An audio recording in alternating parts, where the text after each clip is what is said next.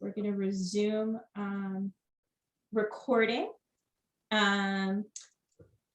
I think we've got a lot of people in. We'll let them in as they come. I say we've got a lot of them in, and then just says admit 2 more. Well, my name is Mary Furlong-Minkoff. I am a member of the Orange County African American Historical Society's board.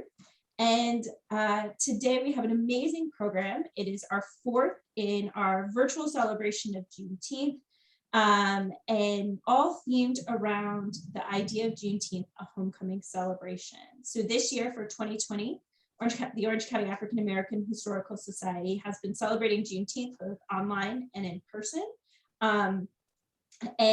OCAHS has been celebrating Juneteenth actually since 2006, so long before it was a state holiday or a national holiday that it is today. The past programs have all been recorded and are available at ocaahs.org. This program will also be put up there either tomorrow or the next day. So if you want to share it with somebody else that couldn't watch it live, please look for it there, and I will put the link in the chat. We also had an amazing in-person celebration on Sunday, and that has also been recorded and is also available at ocaahs.org. So please go to the website, check it out, watch some of the past programs, share this program while you're there. And if you're not an OCAHS member, I encourage you to join.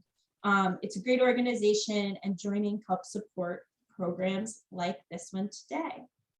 So in our celebration of this year with this idea of Juneteenth, a homecoming celebration, we've been exploring different topics through virtual panel discussions. And today it is the taste of homecoming. So we're going to talk about one of my personal favorite subjects in the world, food. And I hope a lot of you are eating while you're watching this, because certainly after listening to it, you're going to be really, really hungry.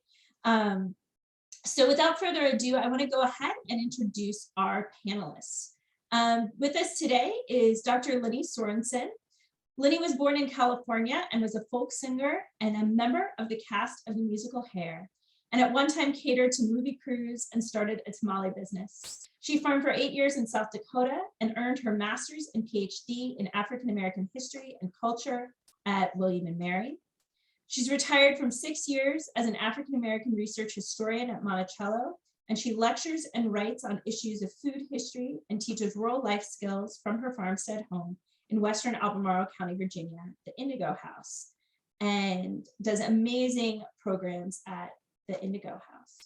We're also joined by Dr. Mia Carey. Mia is an anthropological archaeologist and an inclusion, equity, belonging, and mattering consultant. She specializes in 19th century African American life and culture in DC, Maryland, and Virginia area. She specializes in zooarchaeology and critical race theory. Dr. Carey earned her doctorate from the University of Florida in 2017, and she's the recipient of the McKnight Doctoral Fellowship, the National Science Foundation Graduate Research Fellowship, and the Gloria S. King Research Fellowship. Before founding Unearthing Our Past Consulting, LLC, in March 2021, Dr. Carey worked for the National Park Service for 5 years, 3 of which she was the Mellon Humanities Postdoctoral Fellow in the legacy of the Civil Rights Movement. And she currently serves as the chair of the Gender and Minority Affairs Committee for the Society of Historical Archaeology. I'm just gonna make sure I have everything in. Great. And our 3rd panelist is Jerome Bias. Jerome is a native of Halifax County, North Carolina. He's a furniture maker who builds furnishing using only the tools and techniques that his 18th century ancestors would have used. He has a passion for Southern furniture with a focus on the life and work of 19th century free Black cabinet maker Thomas Day. As a member of the Slave Dwelling Project team, Jerome travels around the country bringing the lives of the enslaved into the focus by cooking the food of the enslaved over open fires as they once did. Jerome was recently recognized by North Carolina Governor Roy Cooper for his efforts to preserve the history and culture of the great state of North Carolina, and he currently lives in Graham, North Carolina. but he has also spent a lot of time in Orange, Virginia, and so has a lot of good knowledge of this local area as well. So without further ado, we're going to go ahead and get into our conversation. I'm really excited to have these panelists here. And like I said, if you're not eating now, you're probably going to leave hungry. So I'm going to start with some questions for the panel. For the audience, we'll have time at the end for audience questions, which you can submit either via the chat or through by raising your virtual hand. And I will unmute you and you can ask them. All right, so for our panel, our theme this year for Juneteenth is a homecoming celebration. So for you, how does food connect to this idea of homecoming? And I am going to start with Jerome. I introduced you last, so I'm going to make you talk first.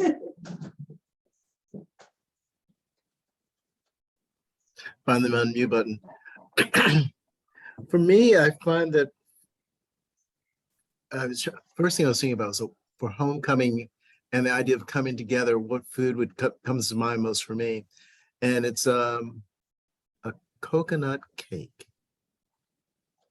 And I say coconut cake because for me, homecoming and food is a chance for us to unite around, my family and my friends to unite around a common theme of something that unites us, and food is one of those things. In my family, it's memories always come with different foods. So for my family, is a tradition that you go in the kitchen and make your birthday cake with the elder in the house. And so for me, it was a coconut cake. My brother had was it German chocolate cake. My other brother had brownies. But and I've noticed it throughout my entire family. That's a chance for us to unite around something that inspires memories, that allows us to hold the good and the bad at the same time, and to recall those who came before us. Excellent, thank you. Mia, I'm going to go over to you. We're going in reverse order. When I think of homecoming, I think of family. I think of the experience of being together in a kitchen cooking. So in our family, everybody kind of has their own thing that they cook, that they're kind of known for. It's not like anybody really sat down and really taught us how to cook. It's just something that's in us.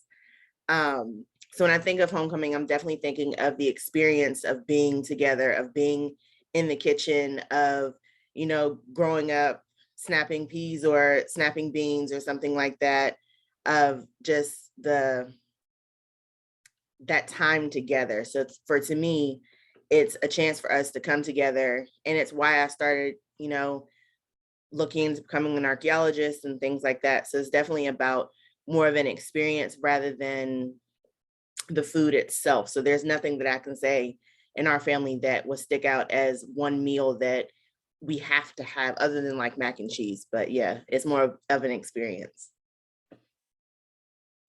And you said you cooked mac and cheese today. So in preparation. I did. I smoked some macaroni and cheese. Which sounds delicious. All right, Leni, to you. You're muted. There we go. I am always interested in people that come from large or connected families. I am at 80, I am an only child who was a latchkey child. And years ago, I learned how to cook at about age 10 so that I could cook and then my mother would wash the dishes. But I never had siblings. I never was close to my cousins. We didn't live anywhere near. So I didn't grow up with that kind of group food experience. I certainly saw an awful lot of people who in their various cultural ways, I lived in Southern California where an awful lot of Mexican Americans did many kinds of celebrations. And I knew many Jewish Americans who did other kinds of celebrations. I didn't particularly have it, but later in my life, as I became a farmer and had children and lived in various other kinds of communities, I kind of created that home place of family within my actual family of my 4 children and friends and stuff. And so that's always been for me, cooking to bring people together, even if they're not actually family, that fictive kin relationship. And that too connects to an awful lot of Black Americans in our past, in the 19th century, in the 18th century, especially those that had been separated by sale or other forms of removal, in which their children and their relatives had to reform relationships that weren't actually blood kin, but were formed out of necessity, out of love and out of desire. And so I think that's always been something that was very potent to me, the notion of acquiring and making your own kin over the years. And I have a feeling that everybody has that experience, that person you've known for 25 years, and you may not see them very often, but when you see them, it's as if you had parted just yesterday. Well, in that context, food is always wonderful. And so there's some dishes for me that have they have a funny thing. My friend Kelly, that I went to graduate school with and that I truly adore, who had never had succotash and went, yeah, succotash. But yet I knew about it. And when I made it for her and she ate it, she loved it and incorporated it into her family Thanksgivings down where she lives. And so that transference is also what happens. That's kind of the way mac and cheese probably got, began to move across the country, came out of different people's kitchens, and everybody said, oh, that's really cool. And you could buy industrially produced macaroni and hard cheese at the general store, and people started making because it's so good. And it has that feeling of home, has that feeling of welcome, of generosity. And I think that's what those meals, when I think of that, for me, is what, not a particular food. I agree with Mia, although I do also agree that mac and cheese has a very important role right there in the center, smoked or not. But it's that reaching out and generosity and making a special occasion, sometimes out of not much, but making it special. Absolutely. And I think you set us up beautifully for the next question. Oh, So my. my question now is, how does talking about food, eating food, learning about food, how does that better help us understand the past and our connection to it? So Lydia, I'm gonna go to you with that one, because you were starting to speak about that already a little bit. Well, certainly within the Afro-American community, since the very beginnings of Christian conversion in the 18th century in this country, that Black people have joined together for certain kinds of ceremonial events, funerals, marriages, and then more and more, certainly in the 19th and certainly throughout the 20th century, in homecomings, annual comings back to their church center for a family reunion, that sense of reunion within the faith body. And in that setting, food is major. It's major because that's where people are going to have that dish that they maybe only get that they only have once a year, or that elder makes, and then you look at that elder and you think, ooh, maybe next year they won't be with us. Can I learn that recipe? What, do their children know that recipe so that I don't have to miss it next year when they're gone? Or we look back and we think of, back when I'm going to be a little, when it used to be that sooner or later at these festivals, somebody would have a quart jar of moonshine, and it might be very unobtrusively passed around and mostly among the men, I do have to say. However, it meant that somebody was carrying on a tradition that everybody kind of knew about, and everybody, as you grew to adulthood, you could participate in, and that too is part of that. That thing that you look forward to when you're coming from Philadelphia, or you're coming from Minnesota, or you're coming from Houston, you're coming home to Virginia, to Orange County, to that little church where Edna Lewis went to church, and they have a homecoming. And I'm assuming that many of the people that come to that homecoming that they have every August come from all over the country. And part of what they come for is that richness of the food that they know is going to be part of that. It's like a sacrament. It has elements of a sacrament. Excellent, thank you. Jerome, you look like you have a good thought, so I'm gonna go to you next.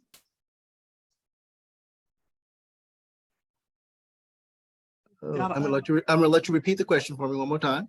So how does talking about food, learning about food and even cooking food help us better understand the past and our connection to it? You know, a story comes to mind. Growing up, I used to live at the beach with my aunts and extended family, in a little cul-de-sac right there on the beach. And my aunt was a school teacher in Baltimore, Maryland. She was a retired school teacher in Baltimore, Maryland. And she would have students come. She'd ask her students, where are you going to spend the summer? And they'd say somewhere in the middle of nowhere, North Carolina, because they'd go back to where their family was from. And she'd stop and say, no, honey, that little crossroad is where your people are from. That's your home. And that's an important place. It might be Crow's Crossroad or Hinkle's Crossroad, but it's an important place. And likewise, and she was developing, saying, this is where your families are from, where people are from. And she was also pointing out something it happened in our family a whole lot, was that we're pointing out that this is the food that we eat in this area. This is a chance where in northeastern North Carolina, we grow cabbage collards. And the seeds of each particular type of plant are passed down within the family, and they're protected. And people fight over the cabbage collards now. And my variety is better than your variety. And it's a chance for people to realize and memorialize the people who came before us, realize what they did. And it becomes a very visceral experience as you talk about collards or sweet potatoes, or a sweet potato pone versus mashed sweet potatoes, and it's kind of interesting to watch different areas, different families from different areas have these individual things. And as they come together, they're able to celebrate themselves, the place they're from, and what the family as a whole has lived through and how they have thrived. And that's where food comes in for me in terms of a form of memory, a time of an actual embodiment of memory and embodiment of those who came before us and a chance to celebrate them. Absolutely, thank you. I love that, an embodiment of memory. That's such a great point. Mia, to you. So I'm thinking about this story. When I was a student at Howard, I had taken a course called Method and Theory in Archaeology. And so that semester we were supposed to select a project for us to do. And that semester I selected to analyze the faunal remains from Nicodemus, Kansas. Nicodemus was established in 1877 in northwestern Kansas. It's the only surviving Black town established west of the Mississippi during Reconstruction. So I analyzed this and I looked at how that first community survived their first winter in Nicodemus. Now we know that they got help from some of the local tribes in the area. They ate turkeys and things like that. They arrived too late in the year to begin planting and things like that. So what we did recover they recovered during those 2007, 2009 field season were really informative about how this community, who were coming from North Carolina and Tennessee and Kentucky, were able to travel across the United States and arrive in a hostile environment, which is essentially what it is. They were building dugouts in the ground and learning to survive in a completely new environment. So for me, it came full circle. In 2019, I visited Nicodemus, Kansas for the first time during their 142nd homecoming celebration. And so now here they are, still a community 145 years later. And so what I've taken with me through my study of food on African-American sites is that it's a lot more complex than we think about. It's more than comfort. It's more than just something you do when you're coming together. It's literally about survival, the way that we've been able to create something from nothing, from, eating chitlins and pig feet, and now you're electively eating those things. It's how we've been able to adapt as a community, as a people, and learn to, again, just make something out of nothing. So looking at food allows us to see how people survived in different environments, how they came together, how they were able to live off the land, adapt to the land in different environments, persevere, and then come out triumphant on that other side. So for me, it's a way for us to learn not only about the past, but about ourselves. So now I do a lot of my work in the DMV area. My family, my mother's side of the family has been from DC, Maryland, and Virginia since 1790. They've all married someone from DC, Maryland, or Virginia since 1790. So for me, it's like coming home and learning about how my family or my family's friends learned to survive in this environment. So it's definitely about survival and making it through, but also just learning about where our traditions come from. Some of you know that for my dissertation, we excavated the first known property that belonged to an emancipated African Muslim. And in those studies, I looked at zooarchaeology and I looked at faunal records and things like that. And in the 1940s, the Works Project Administration goes to the Sea Islands of Georgia and South Carolina. They're recording these stories. They're not really realizing that the retentions of Islamic foodways are found in those stories. The Soraka cake, originally it was a cake, but then they made it into a ball, or just some of the traditions that get passed down. And you do these things and not knowing why you do them, but it's about tradition and survival. So that's really about how we can learn about the past and what it can tell us. Excellent. Thank you, Mia. So these connections between past and present, and thinking about it within the context of Juneteenth. Juneteenth is now this national holiday.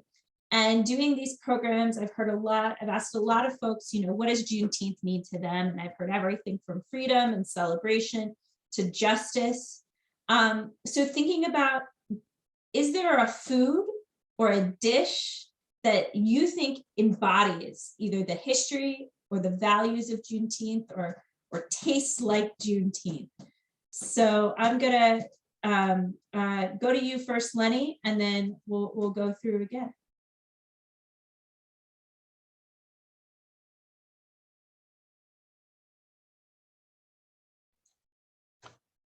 A long time ago, and I can't remember, maybe at least probably 30 years ago, a young writer, Lorene Carey, wrote a book, a memoir, but in it she made this most marvelous remark. She said, there's lots of ways to do Black. She was writing about being the first Black girl at the school, the high school that she was then scholarship to go to, but in that context. And so I think that the food really depends on where you are and who you are. If you're from Texas, if you're from Minneapolis, if you're from Boston, if you're from DC, if you're from Virginia, if you're from South Carolina, what is the season? What's happening in June that you can eat? I mean, in Texas, they obviously had watermelons ready because we know from the record that they were serving barbecue and watermelons and barbecue sauce and breads. I mean, this is from a 1909 newspaper that I got that list. There's, but in Minneapolis, you'd have to get watermelon sent up to you from somewhere. You couldn't get it out of your garden. So a lot of it has to do with, as the technology over the 20th century has allowed food to travel in ways that it hadn't traveled before, I think people are sometimes eating things that they might not have eaten even 15 or 20 years before as part of their celebration foods, because it would depend on the season of the year and what was available. And that, so when I think of, I think there's certain things that have to do more with apparently reddish food. So obviously tomato-based barbecue sauce, whatever it is you're putting it on, it's going to be red drink, as we all called it. You notice that red drink ain't got no flavor to it. It's not like grape drink or orange drink, it's red drink. And consequently, it could be any flavor you like. It could be cherry, it could be raspberry, it could be whatever, red lemonade. It don't matter, it just needs to be red. Okay, so what that has an emblematic kind of feel to it. And I think it all depends really on where you're from, what your people say. I did not grow up in a Juneteenth surrounding. My grandmother never mentioned it, but you know, she was very busy with the world in which she had decided to live. And she was a very devout Seventh-day Adventist, and I think a lot of secular holidays didn't have much meaning for her, although she voted and she was very ardent about those kinds of political things, but that just wasn't part of her world. And so I came to Juneteenth later, probably, you know, as I read more, certainly by the 1960s, I began to be aware of it, but it wasn't part of my childhood. But for other people, it's deeply visceral. It's deeply part of their childhood. Obviously, Jerome, and I think Mia as well, have had that family kind of connection. And that's where we start seeing what did Aunt Mary or what did Uncle George or who made what and what made it special. And if that's what's special, then that's what's special. I don't think we have to have a one thing or a contest or a debate over what. If it's served with love by all the people and everybody in the family really appreciates it, then that's the dish. But I think it needs to have red barbecue sauce, hopefully some barbecue, a little bit of watermelon, and definitely some red drink. Excellent. Thank you. All right, Jerome, I'm going to go to you. Hailing from northeastern North Carolina, the land of vinegar-based barbecue sauce. You starting a war, girlfriend. Yeah,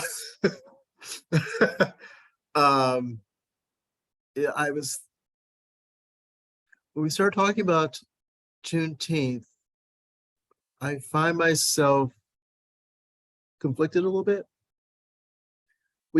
My family and in my part of the world, we didn't celebrate Juneteenth, but we did celebrate, they came the closest to celebrating Emancipation Day. And that was more commonly celebrated for us, and which is it's going to be for which Emancipation Day for us was in the winter. And so that makes life interesting for me, and comes to mind as I try to pull together my news. This more commonly,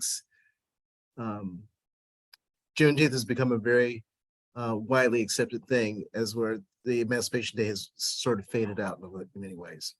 So what strikes me is that we survived and we thrived.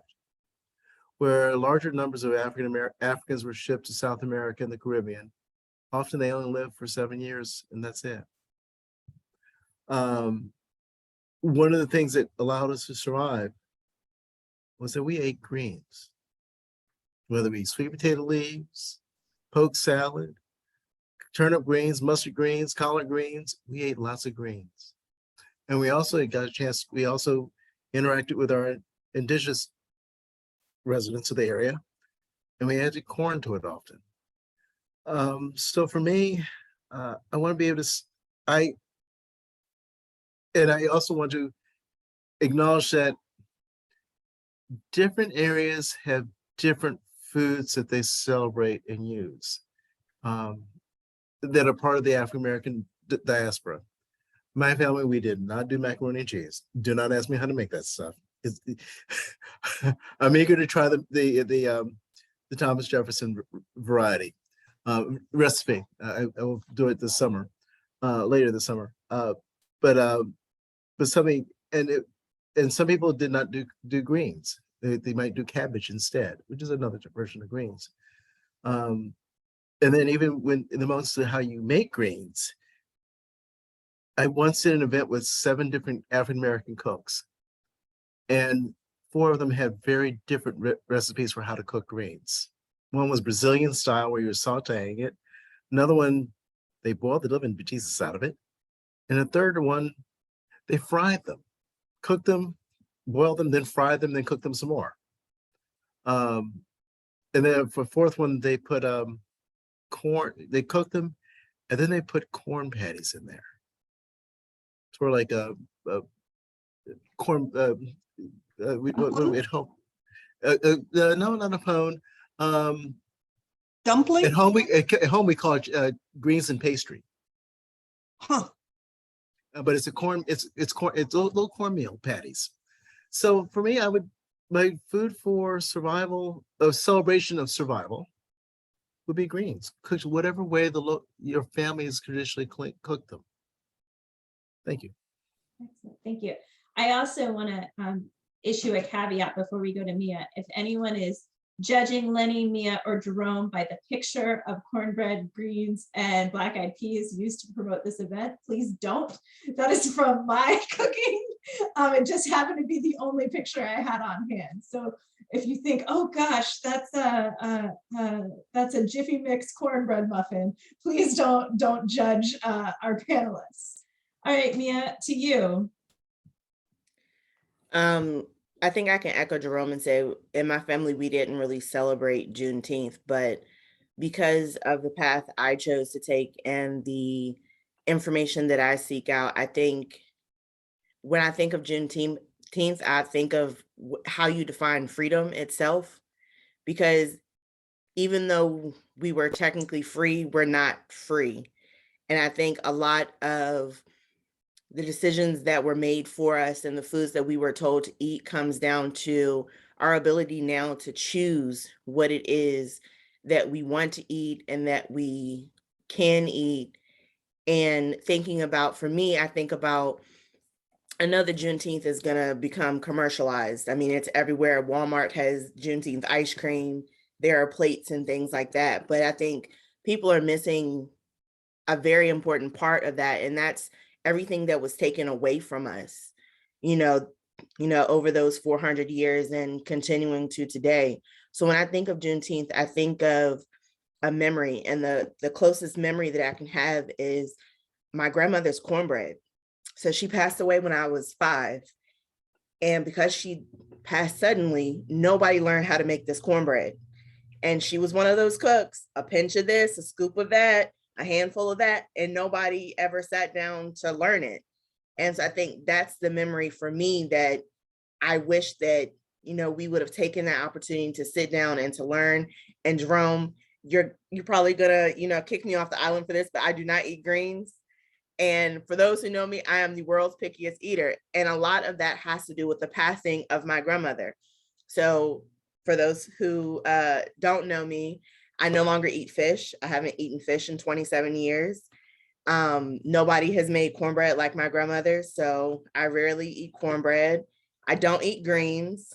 And there are a lot of other foods that I associate with her that I can no longer eat because I can't experience them with her.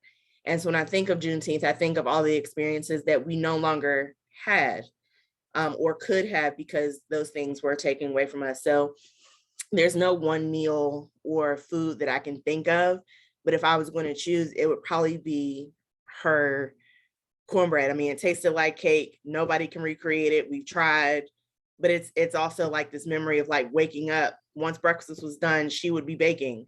So it's really about our choice to be able to choose the foods that we want to eat. Not doing stereotypical slave foods, as they would call them. My mother eats pig feet and chitlins. I can't do it for the life of me. If she's on, sorry. But yeah, there's no one food that embodies Juneteenth. And I even asked her about that. But for us, and we talked a little bit about this before the call, because my family is from the DMV, seafood is definitely important for us. As soon as crab season starts, that's what we eat for the summer. During the summer, my father, for that red part, my mom lines up watermelons on the back porch, and that's pretty much what he eats during watermelon season. There might be 6 of them out there at a time. So we definitely get that red food in there during the summer, but I can't think of like one food that would embody Juneteenth. It's just all about choice. I think that's really amazing. And I think what each of you touched on, whether it's about choice or sort of history, but there is such diversity and specifications, whether it's based off seasonality, regionality, kind of geography, landscapes. So it makes me think about how this national sort of celebration of Juneteenth has really opened the door for a lot of people to start thinking about migration, change through time, regional difference.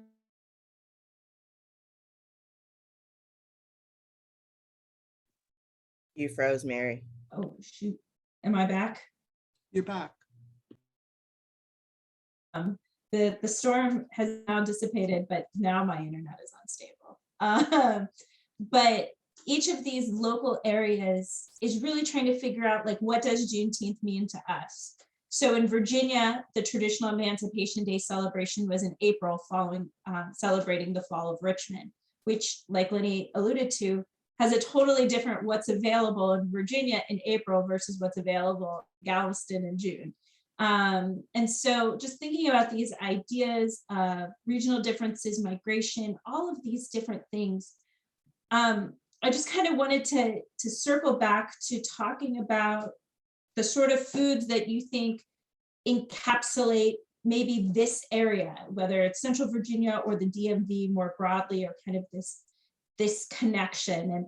And even though, you know, Jerome, you're not from here, you've cooked here, and you've cooked our food, and cooked the foodways that we're eating here. So I'm gonna go to you first, because I just mentioned your name, and can you talk a little bit about really that specificity of this Central Virginia? It's, you know, the first thing that comes to mind, 2 things come to mind. Edna Lewis's cornbread. It speaks of the area to me. It speaks of the I'm thinking about Pillier, the amount of corn that was grown. The other thing, and that is sweet enough that you don't have to have sugar in it. I know that's sacrilege for some people, but that's her recipe, and I really love it. The other thing that comes to mind excuse me,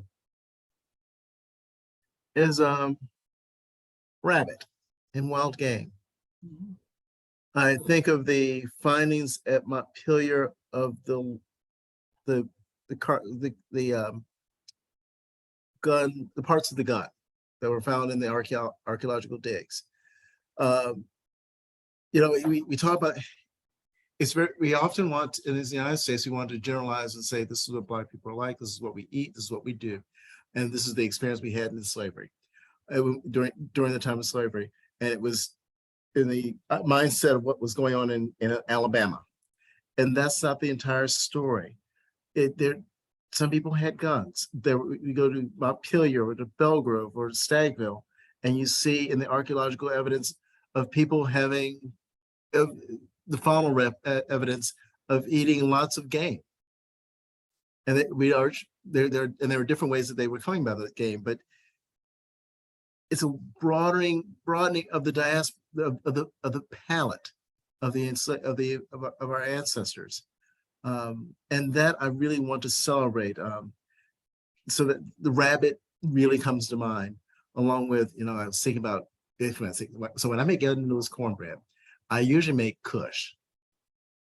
You know, you saute some onions, some garlic, a little bit of celery in there, then you saute that, you crumble up my cornbread and mix it all up together, and then I make my rabbit and put a gravy on it, maybe rabbit fricassee, who knows, and put that on top of the cornbread. Lord, you've got some goodness there. Thank you. Thank you.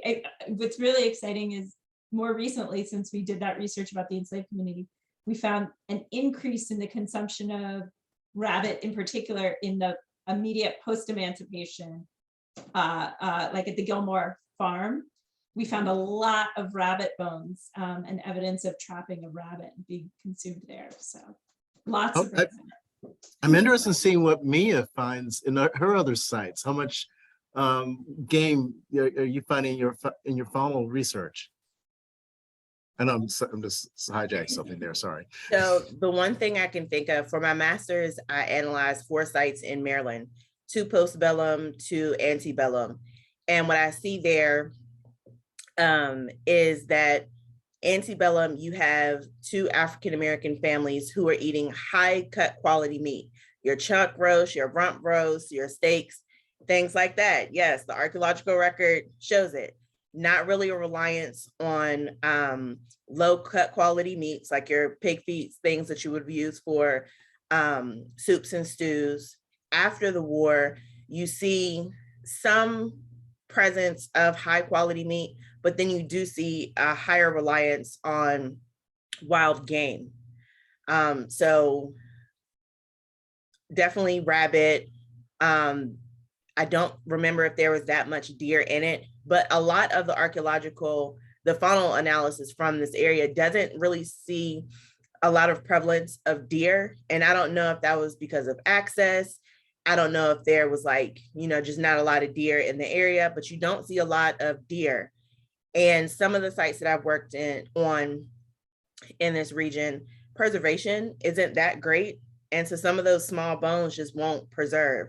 I've never really worked on a site in the DMV that has a lot of fish, and that doesn't preserve well. You do see a lot of oyster, and that's everywhere. You could use that for building and stuff like that.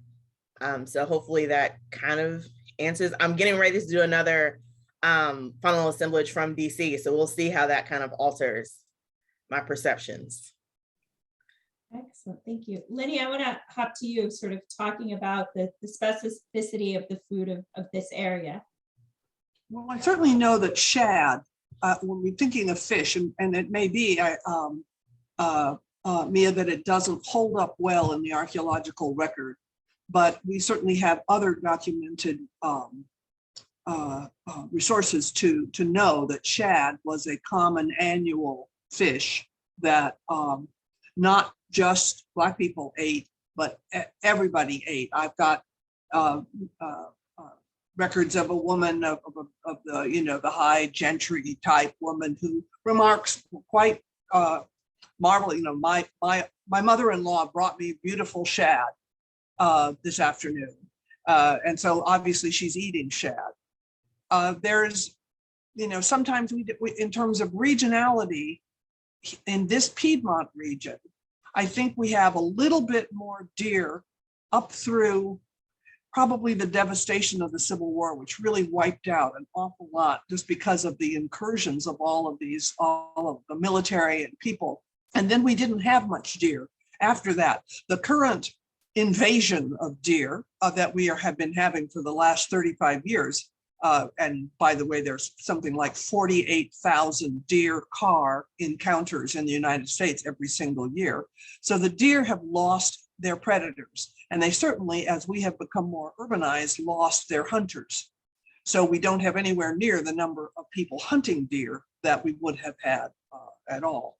But certainly people hunted, they fished, freshwater fish up here.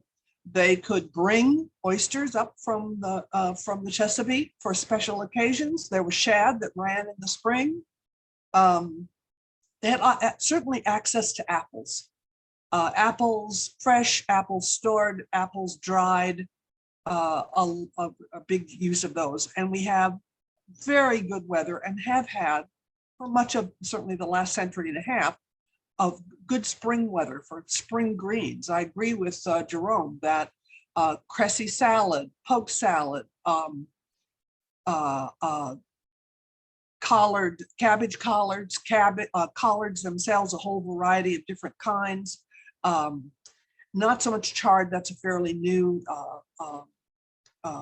visitor to our cuisine, but beets and carrots, potatoes in the season, often they're not going to last that well through the winter, so they're eaten more as a late spring, early summer treat. But they grow wonderful winter squash here. And if we look at Mary Randolph's recipe book, which certainly gives us a good sense of what the gentry expected to eat and what obviously her cooks knew how to cook. You know, that's what I use that recipe book for. And it's not merely that she wrote it down, and that's really nice, but the fact is it is all an example of what her cooks knew how to cook. And so we see winter squashes cooked different ways. We see lots of cabbage recipes because cabbage grew well in this climate and could store. We have berries and bramble fruits here that come the right season. Come the Juneteenth season is actually beginning in our climate to come. Raspberries, blackberries, you know, then the fall you would have, and people had pawpaws. And I must admit that I've been here all these years and I've never eaten a pawpaw because everybody that ever has them eats them all before they bring me one. I'm just saying that, just so people know. I shan't name them who don't do that. But there's pawpaw, there's, you've got your bramble fruit, you've got your pawpaw, then you're going to have your American persimmon in the fall that people use to make beer. And as a mash to make, because it has a certain sweetness to it. But apples, I think, and stone fruit, plums, and certainly in Edna, we really see the wealth of the variety that she grew up with and expected to have. Cherries, which are right now very prominent in our on people's trees. So you can have a beautiful, rich variety of meats and squashes and early Simlin squashes and, you know, fruit for as part of the repertory in this local Piedmont region, and certainly in Orange County, where Edna came from. Well, thank you. I want to kind of shift gears just a little bit, but a lot of the folks that are participating in these conversations are curious about what resources, what places they should go to learn. So if someone wanted to learn about the history of food, about African-American foodways, you know, where would you send them if they can't come cook at Mia's house with her family? Where, you know, what would you want them to look at? Where would you send them to go? What are some sort of just recommendations for people that are starting to learn about this history and about this food? Well, I'm going to head off here and say there are still many, many books to be written about that topic because there is no one book. More, you know, the whole notion of studying food as an important part of anybody's culture is fairly new in any case. 30 years ago, if you mentioned foodways as a focus, especially at the academic level, you could get laughed out of the room pretty easily. And there was an awful lot of, so what ordinary people had a lot of just mythic notions about food and family traditions about food. Now, over the last 20 years, magazines like Gastronomica and other more scholarly magazines have now had articles about food. 15 or whatever it was years ago, Psyche Williams-Forson wrote Building Houses Out of Chicken Legs, which is about the Gordonville in Orange County. A fantastic source to go and find about a close study of one community that then opens out to really look at the broader picture. I've reviewed a couple of books recently, one that's called Every Nation Has Its Dish, and right now I can't think of the author, but it was a lovely look at African Americans and in urban centers. And food. Marcy Ferris's book, At the Edible South, is an incredible resource to look at. I'm trying to think of, so there's stuff coming. You have to just go and start calling up the references and going to the library or going to the bookstore and seeing what's out there. There's a lot of recipe books. They aren't necessarily the history of the food, but they certainly are inroads into what one particular cook / chef or one particular family had to say. Back in the day, Verta Mae Grosvenor's Geechee Girl is still a fantastic book, again, about a specific place and time of a kind of foodways.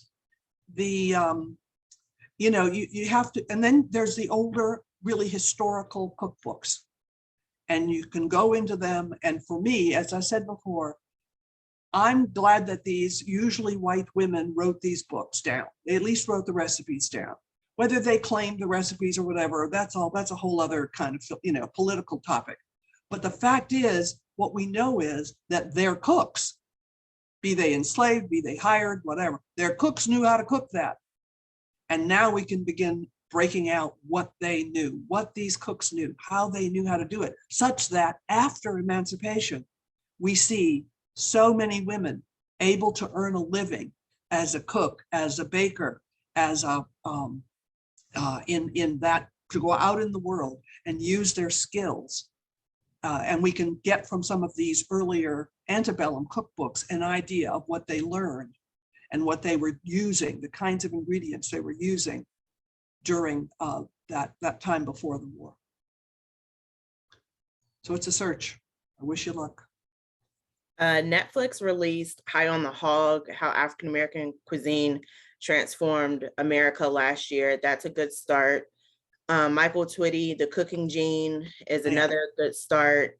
Hog and Hominy, Soul Food from Africa to America, came out in 2008 by Frederick Douglass Opie.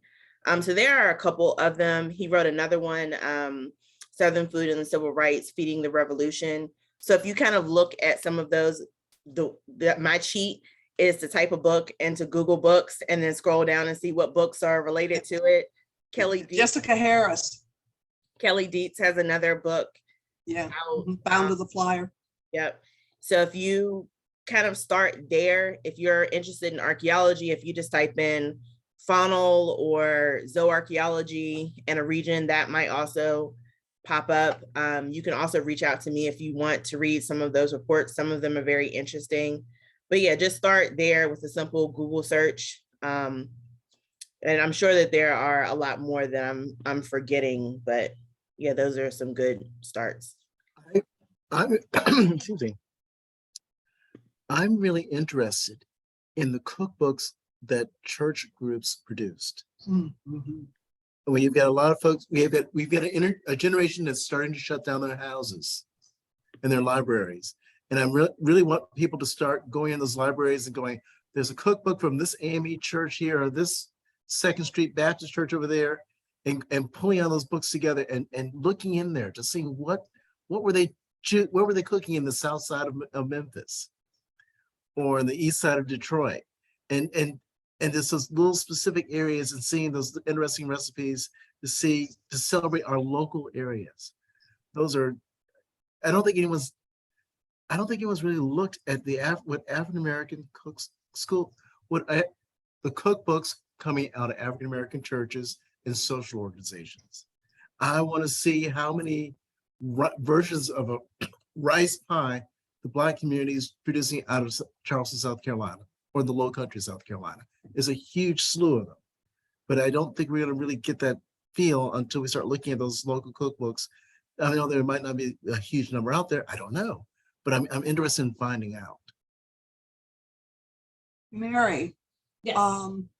there is a fabulous resource for just Virginia cookbooks, but I'm sure that one could refine your search to African American cookbooks, and it is the Peacock Harper collection at Virginia Tech in Blacksburg.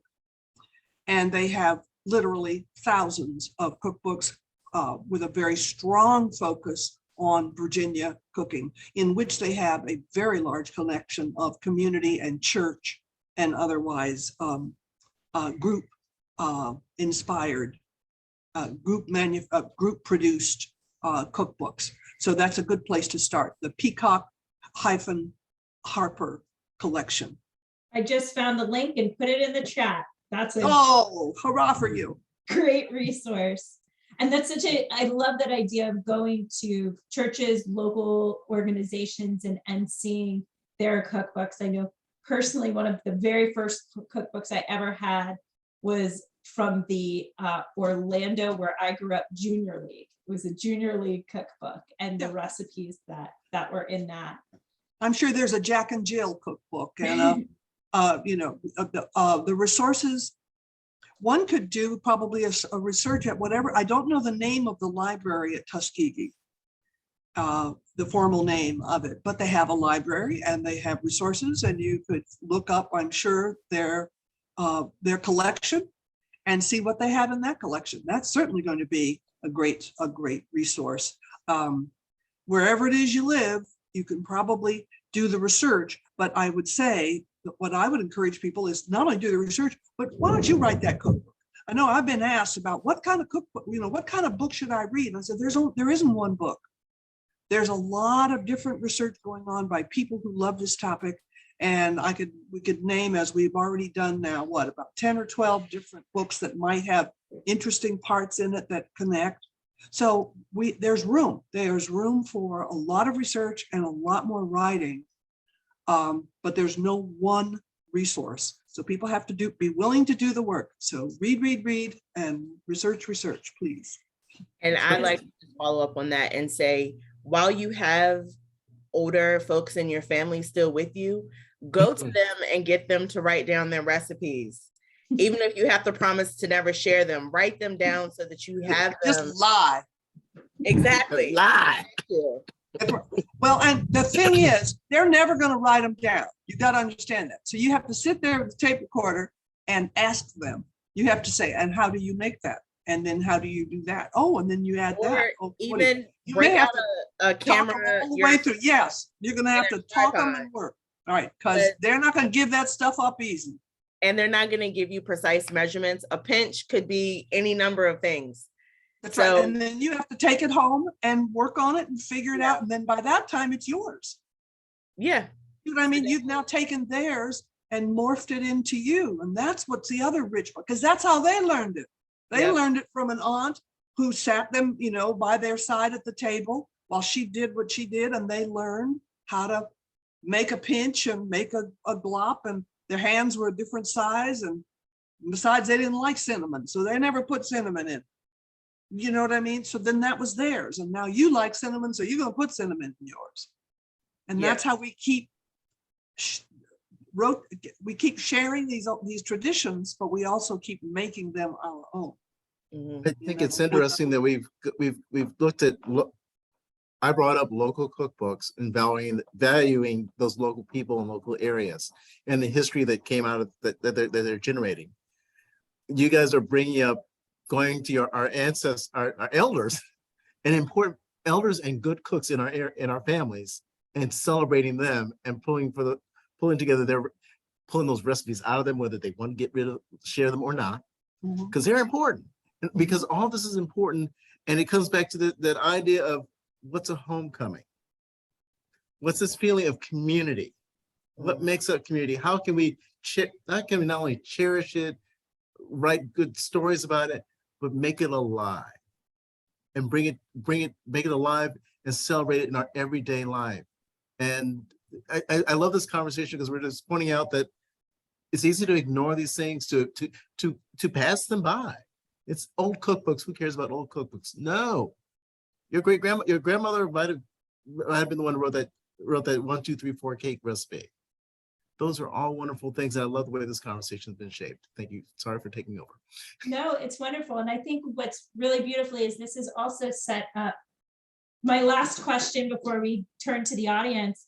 The rain is, by the way, the rain is very heavy here and I'm having light. So if I'm gone, continue. I love you all, just in case. Okay. when we were having our pre-program meeting, we started talking about the material culture associated with cooking. And as much as we talk about, the pinch, there's that pan where it's like, fill to the stain line or do to this and where you're cooking.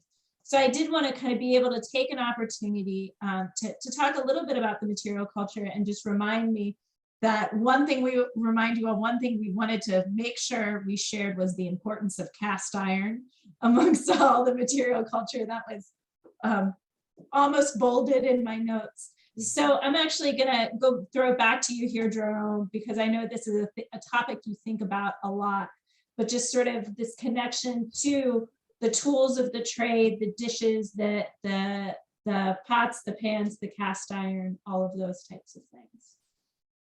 Something that Montpelier has taught me so much. This is our casserole dish or vegetable dish. And it's the vegetable dish that my grandmother had. And whenever we had a dinner party, that set of dishes came out. My brothers, it's been passed down and split up and spread throughout the family, and other people gone replacements and expanded it. But it's material culture. And it's those dishes. And I always thought that, okay, Black folks during the slave period, we didn't have stuff. And then we go off and go to Montpelier, and I see where someone has bought a set, see where people have bought dishes. They're selling cakes, they're selling shoes, they're making soap, they're doing all kinds of things, cutting firewood and selling the firewood, and they're buying stuff because they can't buy themselves and they can't buy land. Mm-hmm. And so that you see, it's so wild to see where one house you'll have a plate, and then on the other side of the farm, there's the other half that plate. And I found myself going, what the heck is going on with that? And it finally occurred to me one day, it's like, wait a minute. These are people who've been here for 4 generations. This is a family.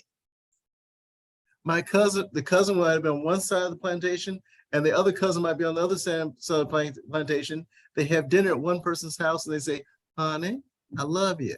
Here's some little leftovers to take home for lunch tomorrow. We're talking family. And we're talking the stuff that goes along with it. We're Americans. We believe in stuff, whether you're free or enslaved. That's just the way we roll here in the United States. And those are small things that travel along within our families, and it's part of our homecoming. It's part of that tradition of valuing who we are. And my grandmother loved Chinese dishes. Lord have mercy. And it just rolls through the family. Her mother loved Chinese dishes, and it's just the way we roll. And that's part of our family heritage. When you go to their house, our houses is part of our tradition and our homecoming of saying Chinese dishes of some sort. And now I've learned through Montpelier, I've learned about transferware. Oh, that's dangerous. Thank you. Excellent. Yeah, go Leni. I own and use about 25 pieces of cast iron, everything from a 5-gallon kettle that can hang down to the 9-inch cornbread skillet that my stepfather, who was born in Algiers, Louisiana, gave me in 1952 when I was 10, and that I still cook cornbread in. That's what I cook cornbread. So having cast iron has been a real vital part of my life. I love it and I use it a great deal. And when I teach, I use it a lot. And in the historical record that I examined, of course, many people in the enslaved community had cast iron, had a cast iron pot, a kettle. But as Jerome said, people were selling and buying and bartering, and they were buying things. And one of the things that we know from certain kinds of general store records is that they were often buying additional cooking ware. They were buying brass kettles and things, but also pieces of cast iron. Because if you have a nice Dutch oven type kettle and you have a flat griddle, you can do a lot of cooking on that. You have it expands. If you then can buy a spider, which is a skillet essentially on legs that you could put over the fire. Ooh, that adds another dimension to what you can cook.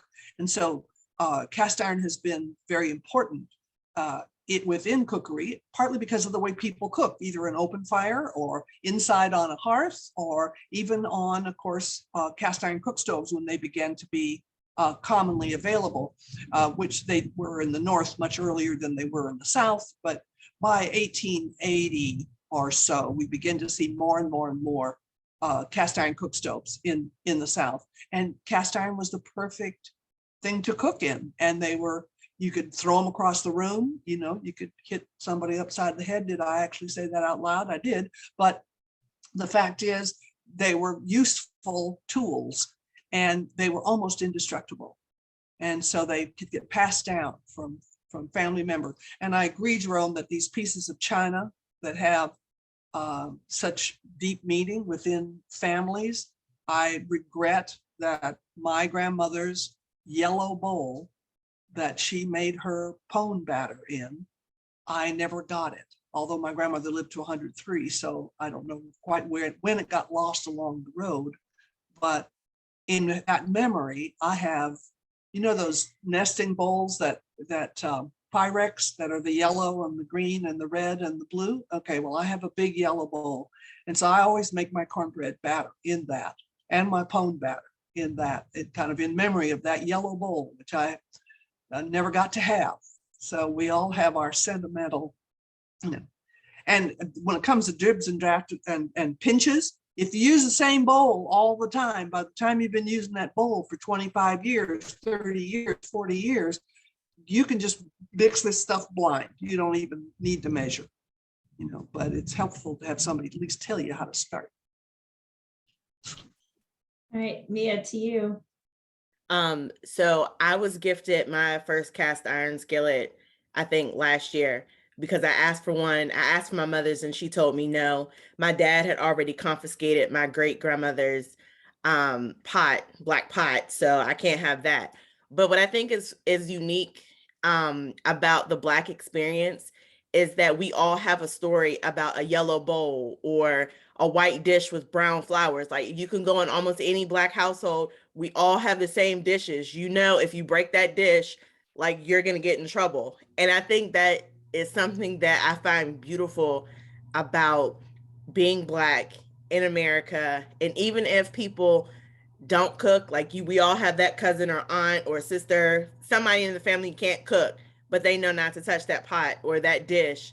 But it's unique that we protect these things, and archaeologically we won't have, a broken shard over there or over there. I mean, it'll probably be in a trash bag in a landfill somewhere, but I think we miss those connections of we know universal sign is like, if you're going home from any kind of cookout, any gathering, grab a plate and some aluminum foil or some plastic wrap. But those stories get lost in the archaeological record. You don't know that one specific dish was used for that one purpose. So you don't know that one family member stole that bowl and didn't return it or something like that. And I think when we think of dishes, I mean, today we have plastic or styrofoam, but those stories and those connections get lost. And I think that's the beauty of archaeology, that we get to recover some of those things. And if we have, similar patterns now, we can kind of go back and say, that's why they were used. And I think, so for those who don't know, there are probably less than 60 African-American archaeologists or Black archaeologists in the United States with a PhD. So it is invaluable for Black people to go into archaeology and to be able to make these connections between, oh, you think it was just a regular plate or a regular bowl, but there's a story behind it. What dish was on that? Like, one of the things that once my grandfather passed, my mother inherited his knife. Now, nobody else can touch this knife. That's the knife that you use to cut meat on Thanksgiving. So eventually, hopefully I'll get to, inherit that knife. Now she won't let me touch it. But those are certain things that get passed down through generations that you might think are innocuous, but there's a story and a history, and that's a beautiful thing. So if you do have cast iron, preserve it, learn how to preserve it and care for it, because those are things that it can either be something you can cook with, or it can be a weapon. You just never know. So it's always good to kind of have that cast iron sitting on the counter. Absolutely. Thank you so much. I just keep thinking about sort of the permanence of cast iron, the weight of it, that it's not easily moved, and the purchase of it or the acquisition of cast iron makes me think that whoever bought it is going to be in that place for a long time, and is planning to be in that place for a long time and for generations. And thinking also about these dishes where these, you know, the plates and the bowls are breakable and fragile. And so really calling on, you know, those generations that continued of that object, but also maybe the purchaser, whomever bought it, was thinking, this is something I'm going to be with this for a long time. And I think that often when we look particularly at the history of the enslaved, what gets erased is that generational connection, and that people were in the same place for generations together. And I just think that's a really, I just think about how a cast iron, next time I find a piece of cast iron, how I'm going to think about it differently. So thank you all for that selfishly. I'll give you a little tip. A couple of years ago, me and my mother were looking for a bigger pot for my dad. And you know that antique shop in Gordonsville, kind of past the car wash? Mm-hmm. They had one time, and it was a huge pot. I think it was about $300. We didn't get it, and then we thought about it and we went to go back and get it. But that antique shop has some of those pieces. And then the Odd Chest, right there by the Barbecue Exchange, they also have cast iron dishes and things, I think, in the basement room. So if you are looking for it, that might be some place too. I know that they have it on the first floor, but you might find it in the basement too. Excellent. I'm excited now. So we have at least questions starting to come in. So I want to invite the audience to add questions to either the chat or to raise your virtual hand. So I'll go to our first question from the chat. Talia asks, what are some regional dishes and foods that are popular in the Black Belt region of the South, like Mississippi and Alabama? And I don't know how you all can speak to this, but as someone who lived in Mississippi for a long time, the thing that first comes to mind when I think of Mississippi is catfish. That is the dish that was always most celebrated. And when they have the annual gathering of folks from Mississippi who now live in Washington, D.C., called Mississippi on the Mall, which just happened like last week, they always serve catfish. And that is sort of the embodying thing. But I want to throw it to the panel for anybody else who might have an answer. I think that when you start getting into the Gulf states, did I hit the right button? Okay. When you start getting into the Gulf states, my stepdad was from Algiers, Louisiana. Of course, one of his major dishes that was just a common everyday kind of dish, but you could was red beans and rice. That's, you know, that's home. That's basic. That's something that you could have that pot on there with those red beans, and you didn't have to have meat if you didn't have it. But if you had some, that was cool. You know what I mean? You could, and catfish, certainly. Greens cooked in many kinds of ways. You know, everybody has their little ways that they want to do that. You know, the Mississippi, of course, now in the last 120 years in Mississippi, you've got all those wonderful hot tamales, and they have become an African American culinary.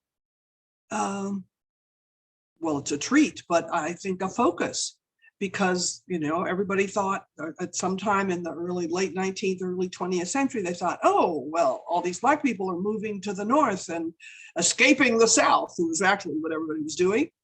And so we'll bring in all these Mexican workers, and the Mexican workers all came in, and they came in, and I'm sure that they worked for a while. And then a lot of them said, who wants to live like this?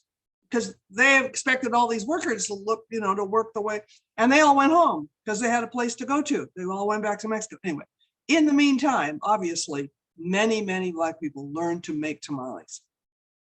They were close enough to the border. There were enough people. I don't know exactly how they learned, but the fact is, it is a unique and different kind of tamale. And like I say, I'm from Southern California. I grew up with very West Coast Mexican tamales. And I'm talking about the West Coast of Mexico tamales, which are very different. But these in Mississippi are divine. They are truly, but they are uniquely African-American. And I imagine, so I said, go there and eat some because they're really good. I'm so glad you mentioned that because I love Mississippi tamales and most people don't know about them. Yeah, in Greenville, is that the little town that has that little tamale place? They do. We had one there in Oxford that in the summer sold snowballs and in the winter sold tamales. So you could only get them in the winter. Yeah, well, Susan drove me down right along the river and then south on whatever that road is. It's right along the river, and it was a little small place and one very big, and I was just knocked out. When they pulled those tamales out of that liquid, you know what I mean? It was so totally different than the idea of calling it a tamale seemed, I couldn't imagine, but they were divine. And so I've done a little research. And so that's a very unique Mississippi item. Mia, go ahead. You were going to say something. I was just saying that's a great example of your question earlier about movements and migrations and things like that. And I think even though this isn't like a 19th century thing, in the DMV, we know the importance of Old Bay. So Old Bay was created in 1939. I can't imagine going into a Black household and not finding Old Bay. Another thing, at least in our family, we are branded people. So we only buy Duke's mayonnaise. I've never had another thing of mayonnaise. And I actually just introduced my best friend to Duke's mayonnaise because she was talking Miracle with something. And I was like, that's not mayonnaise. And so I bought it for her and she was like, okay, I understand now. But like, that's something that we don't talk about when we're talking about creating some of these dishes, the regional variations. So when I went to Florida, somebody introduced me to garlic crabs, garlic and butter crabs. And I was like, this is not, one, y'all don't have Maryland blue crabs, so that's not a thing. And then garlic on crabs was just blasphemy to me. So I think I introduced everybody to Old Bay. So like that's something else that we're missing, the spices that you use. I know in the South, you're gonna have that Cajun influence. I know, Black people in the South are more likely to eat crawfish than they are up here. I never ate it. To me, it seems strange when we have like crabs, but yeah, regionally, I think it just varies on the influences. You have the Native American influences on foodways. You have, other communities that are coming in, the Spanish.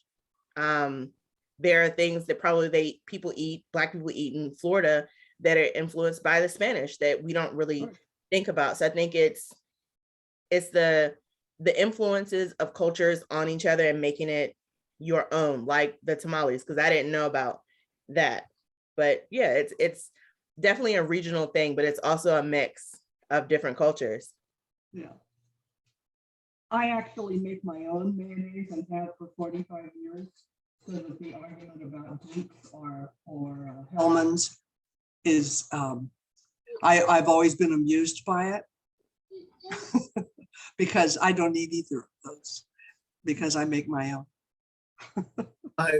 Just to say that people can make their own. I just want people to know that. For my family, it was Lowry seasoning salt. Oh yeah, Lowry's. Yeah. And then then when I worked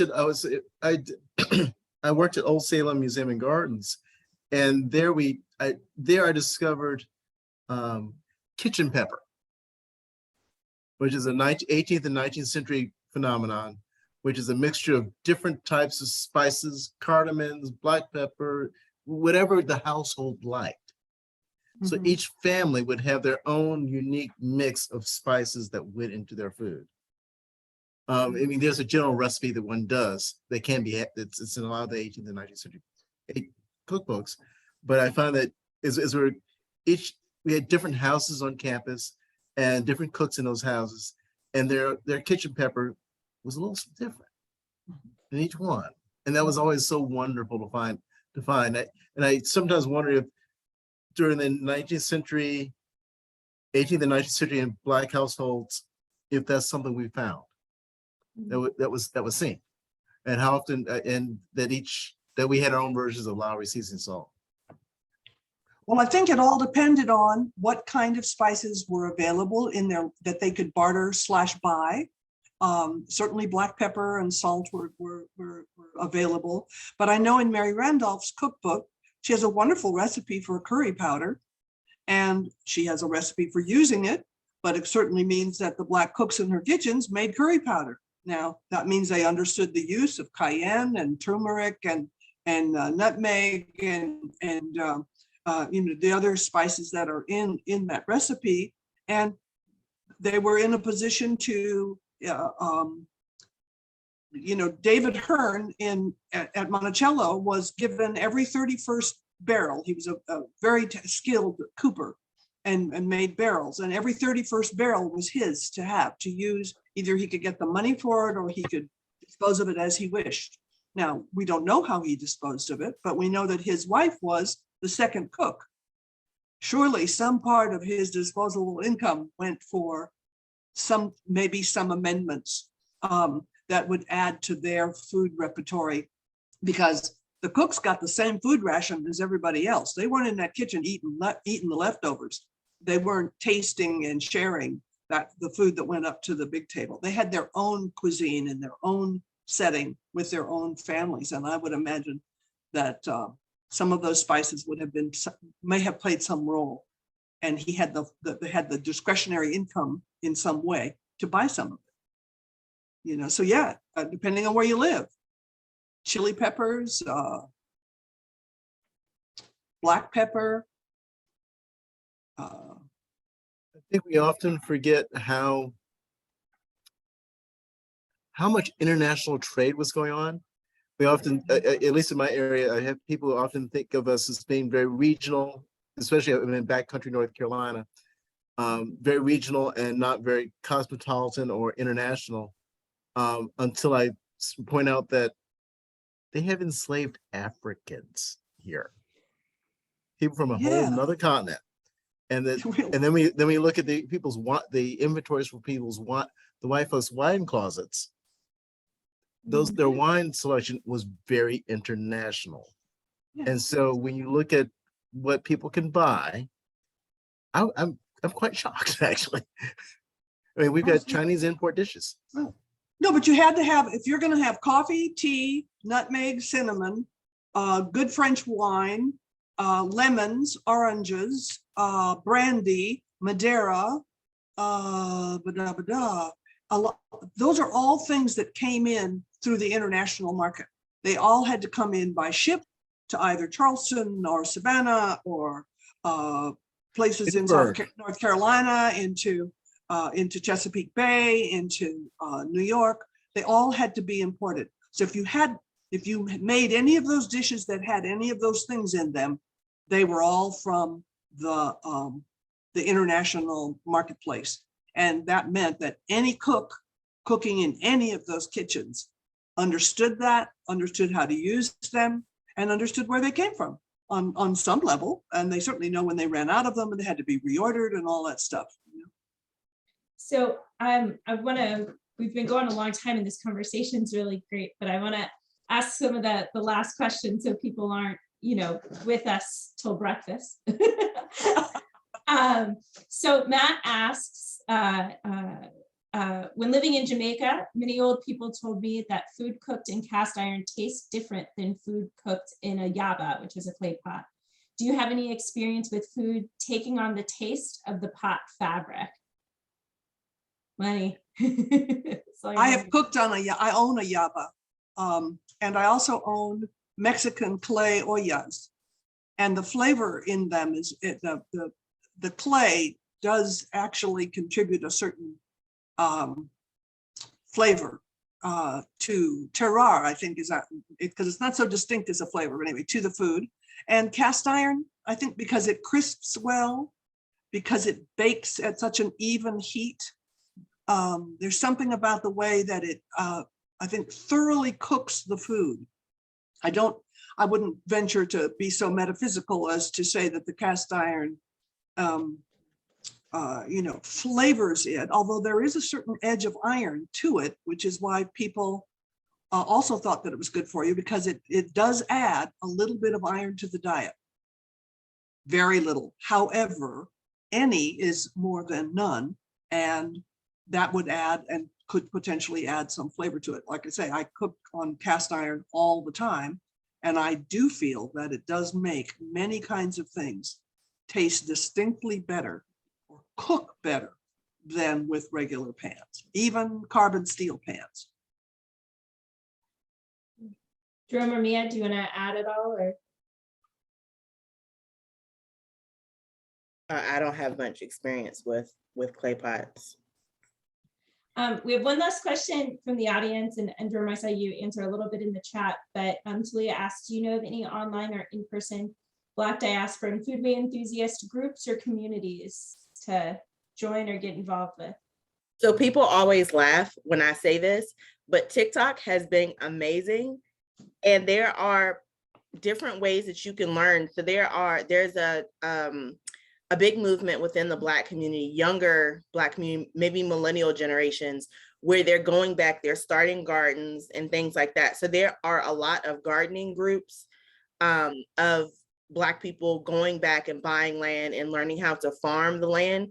So if you search some of those words, those things will come up. I'm sure the same thing happens on Facebook too, but I know within some of the, this Apache lady, she's now going back and learning how to cook her tribe's, foodways. So there are groups doing this work. It doesn't take much to find them. It's just a quick Google search.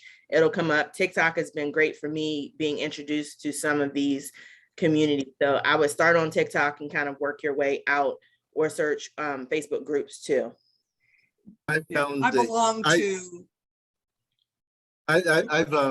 learned to cook jollof rice off of YouTube. Mm-hmm. There's some really cool people cooking. The next one I want to try out is Jamaican and West Indian versions of macaroni and cheese. It's very different. And there are several different YouTube versions that people teaching of how to make it from their particular island. And so that it's out there. And there's also a very good, for people interested in growing things, there's a heritage collard group where they're taking, people have been growing these versions of collards for years and years and generations, and a lot of the folks are dying out. And so they're saying, hey, let's celebrate this and save it. And so there's a Facebook group for people who want to grow out different varieties of collards and save the seeds. Yeah, I belong to and kind of drop in on Black women that are canning, Black women that are gardening, Black farmers that are farming, national Black farming associations, people that are raising goats, people that are milking cows, people that have CSAs. Black folks are out there doing very strong in Georgia, partly because the weather allows for this long, wonderful season. There's a woman in Mississippi that raises goats and processes goat meat. And so there's a lot of that. You just have to, as Mia says, Google it, look what you're going to find stuff, but you got to do some research and just keep banging away and you'll find it. I do mine on Facebook because I don't know how to do TikTok. So, because I'm old and I'm gonna let all them young folks do TikTok. I can barely do Instagram, honey. So, forgive me. I just put up a website for Carter Farms. Michael Carter Jr. is a local African-American farmer who does Afro culture. and does really amazing programs through he works on his ancestral farmland, growing a lot of African plants and African agriculture, and has a really great presence to think locally to Orange County. So I just want to real quick, because we're at 7:30, wrap up by thanking you all for this amazing discussion. It was so wonderful. I learned so much. I am hungry leaving this. And I just wanted to let everybody in the audience know this recording will go up, so please share it. And we will be back again next week. We have 2 programs left in our month-long celebration of Juneteenth. Next week, we are going to have a special program called The Soundtrack of Homecoming, where we'll have some musical performances and a discussion with 2 amazing musicians and experts in African-American music. And then we'll finish up on July 6th with the Heroes of Homecoming, when we're going to be talking about African-Americans in the US military and through military service. So thank you so much to Leni, Jerome, Mia. I really appreciate this conversation. We've all learned so much, and I hope I get to see you all in person very soon. And I hope even more that I get to eat some of the things you all cook very soon, because that is one of my taste of homecoming, was always getting food that Leni was cooking at our celebrations here in town. So that was my Juneteenth flavor. So thank you all again so much, and I hope to see many of you all next week. Thank you, Mary. Thank you, Mary.